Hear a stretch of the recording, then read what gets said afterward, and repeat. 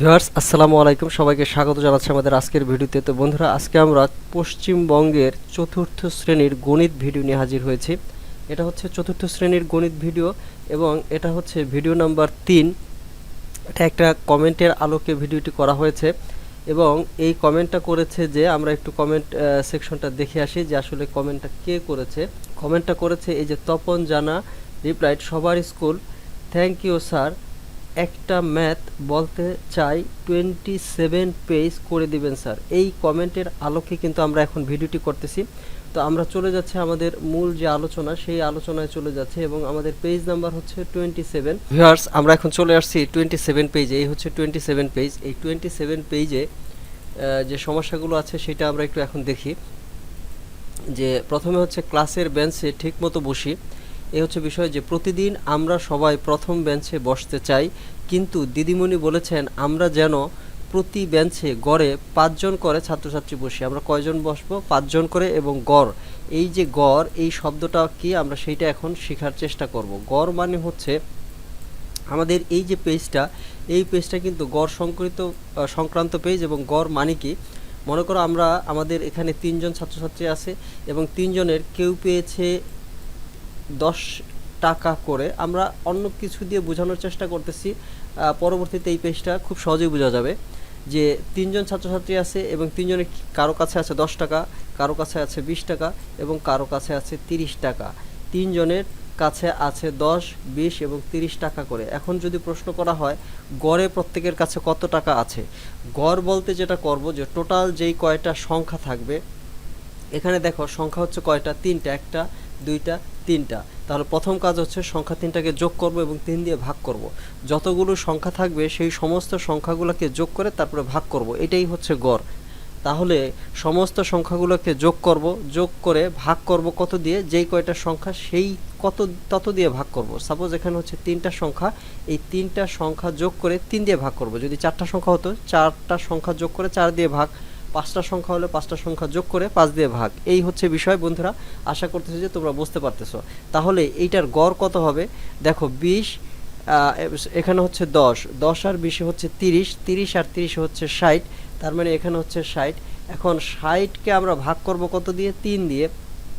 60কে যদি আমরা 3 দিয়ে ভাগ করি, কারণ হচ্ছে 3 20 60, তার মানে গড়ে আসতেছে কত? 20 টাকা। এখন যদি প্রশ্ন করা হয় গড়ে প্রত্যেকের কাছে কত টাকা আছে, গড়ে প্রত্যেকের কাছে হচ্ছে 20 টাকা আছে। বন্ধুরা, আশা করতেছি বুঝতে পারতেছো। তোমরা যদি এইটুকু বুঝতে পারো তাহলে এই পেজটা তোমাদের জন্য বোঝা খুব সহজ হয়ে যাবে। আজ আমরা এভাবে বসেছি, লক্ষ্য করো, প্রথম বেঞ্চে 6 জন বসেছে, পরে 5 জন বসেছে, পরে 5 জন, পরে 4 জন, পরে আবার 5 জন। তাহলে আমাদের প্রথম কাজ হচ্ছে এই সংখ্যাগুলো যোগ করা। এবং এখানে বেঞ্চ কয়টা দেখো, প্রথম বেঞ্চ, দ্বিতীয় বেঞ্চ, তৃতীয়, চতুর্থ এবং পঞ্চম বেঞ্চ আছে 5টা। এবং 5টা বেঞ্চে কতজন বসেছে? 6 আর 5 হচ্ছে কত? 11, 11 আর 5 হচ্ছে 16, 16 আর 4 হচ্ছে 20, 20 আর 5 হচ্ছে 25।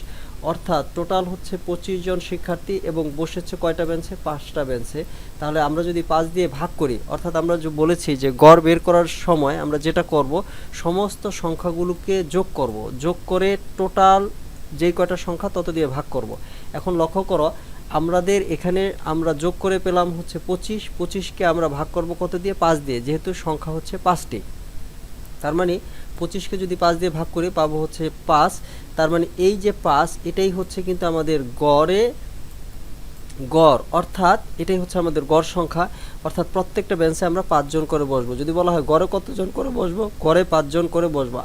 এর পরবর্তীতে আমরা এখান থেকে দেখো এই অংশটা কিভাবে করব। তাহলে আমরা মোট কিভাবে করব, অর্থাৎ এই সমস্তগুলো যদি যোগ করি তাহলে কত পদ পাচ্ছিলাম? এখানে পাচ্ছিলাম 25।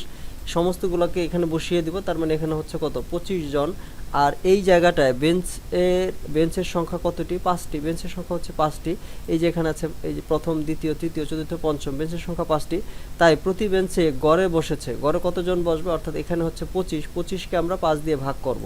25 ভাগ হচ্ছে 5 এখানে আছে, তার মানে আমাদের রেজাল্ট আসতেছে কত? 5 জন। বন্ধুরা, আশা করতেছি যে বুঝতে পারতেছো।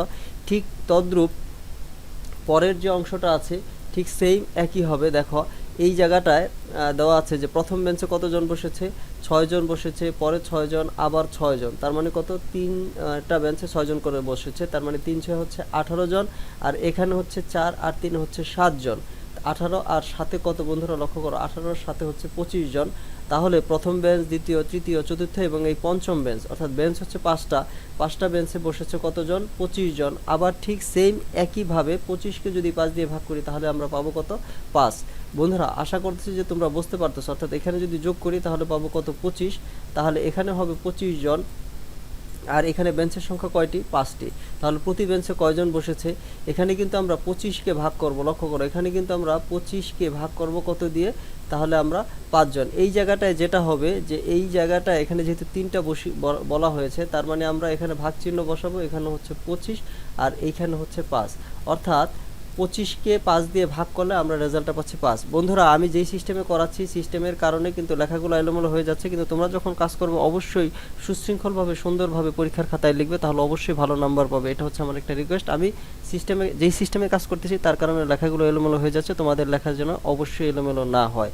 তো বন্ধুরা তারপরে এখানে দেখো বলছে আরও কয়েকজন নতুন ছাত্রছাত্রী আসলো, তাই আমরা গড়ে প্রতি বেঞ্চে 6 জন করে বসলাম। দেখো প্রতি বেঞ্চে আগে বসেছি কয়জন করে? 5 জন করে। এখন গড়ে কতজন করে বসেছি? গড়ে বসেছে হচ্ছে 6 জন করে। তার মানে আমাদের বেঞ্চ আছে হচ্ছে 5টা আর বসেছে হচ্ছে 6 জন করে। তাহলে টোটাল কয়জন হবে? 5 6 হচ্ছে 30 জন। অর্থাৎ তাহলে আমরা 5টি বেঞ্চে আমরা 30 জন ছাত্রছাত্রী বসলাম। তাহলে তাই 5টি বেঞ্চে মোট 5 6 30, অর্থাৎ 30 জন ছাত্রছাত্রী বসলাম। বন্ধুরা আশা করতেছি তোমরা আমার এই অংশটি ভালোভাবে বুঝতে পেরেছো। যদি বুঝতে না পারো সেই ক্ষেত্রে ভিডিওটি টেনে দেখবে, আশা করি বুঝে ফেলবে। তারপরে যদি বুঝতে না পারো কমেন্ট লিখে জানাবে। আর তোমাদের অন্য কোথাও যদি বুঝতে সমস্যা হয় সেই ক্ষেত্রে কমেন্ট লিখে জানাবে, আমি চেষ্টা করব তোমাদের সেই কমেন্টের আলোকে ভিডিও তৈরি করে দেওয়ার জন্য। তো শিক্ষার্থী বন্ধুরা তোমাদের কমেন্টের অপেক্ষায় থাকবো এবং তোমরা ভিডিওটি কেমন বুঝলে তা অবশ্যই রিপ্লাইয়ের মাধ্যমে জানাবে। আমি আজকের মতো ভিডিওটি রাখছি। আর এই পশ্চিমবঙ্গের 4র্থ শ্রেণীর উপর আরও কিন্তু ভিডিও করা আছে। তোমরা এখানে একদম শুরুতে ভিডিওটি যখন ওপেন করবে তখন দেখবে একটা প্লেলিস্ট পাবে। সেই প্লেলিস্টে আমাদের এই চ্যানেলে আরও কয়েকটা ভিডিও আছে, সেই ভিডিওগুলোর প্লেলিস্ট আমরা এখানে দিয়ে দিব আই বাটনে, এখানে তোমরা পেয়ে যাবে। আরেকটা বিষয় যে তোমরা যদি চ্যানেলে ঢুকে প্লেলিস্টে যাও, প্লেলিস্টেও কিন্তু আমার গণিত নামে একটা প্লেলিস্ট পাবে। সেই প্লেলিস্টে তোমরা সেই ভিডিওগুলো দেখলে তোমাদের 4র্থ শ্রেণীর গণিতের ভিডিওগুলো তোমরা পেয়ে যাবে। তো শিক্ষার্থী বন্ধুরা তোমাদের সকলের সুস্বাস্থ্য কামনা করে এবং আমাদের আগামী ভিডিওগুলো দেখবে এই আশাবাদ ব্যক্ত করে এখনকার মতো বিদায় নিচ্ছি। খোদা হাফেজ। আসসালামু আলাইকুম রহমতুল্লাহ বরাকাতু।